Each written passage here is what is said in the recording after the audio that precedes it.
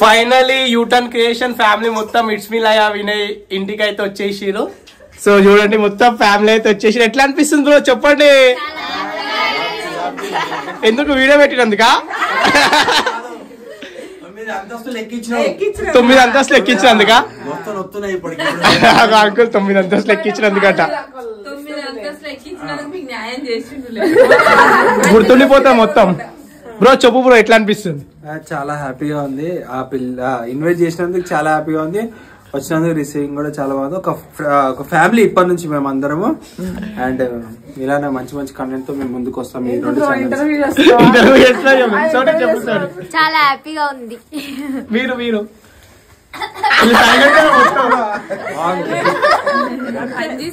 అలా చెప్పండి మీరు అత్త చెప్పు.